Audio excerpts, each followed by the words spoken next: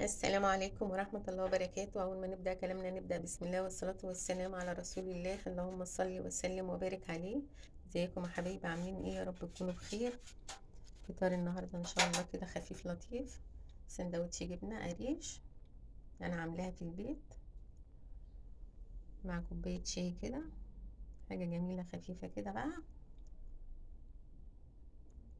عشان نقوم ايه نخلص اللي ورانا ونروق نتسوق نشوف نعمل ايه. حاجة خفيفة والله. الحليب عندك اول ما يبدأ يروب ولا حاجة حط عليه معلقة خل، وولع عليه البوتاجاز، هتلاقي ده فصل من ده،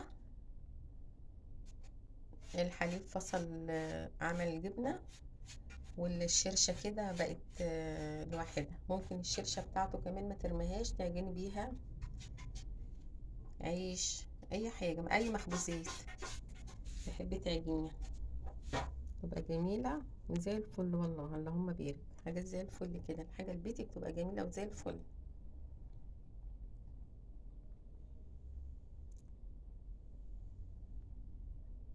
دايما اعملي فول وحطيه في الفريزر، دمسيه نص كيلو بيكفي كتير والله، نص كيلو طعمية، جبنة، حلاوة،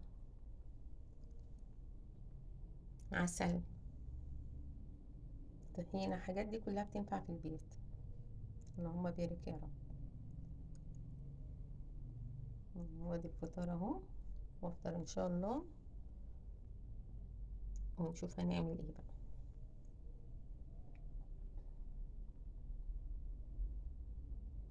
جبن القريش والله لما بتعمليها في البيت حلوة برضه، بتنفع. عايزة تعمليها تحط عليها شطة وزيت عادي، انا بحبها سادة، تحط طماطم وزيت وشطة برضه عادي.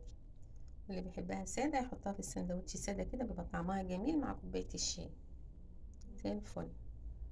وربنا يديمها نعمة يا رب ويحفظها من الزوال، اللهم امين يا رب العالمين.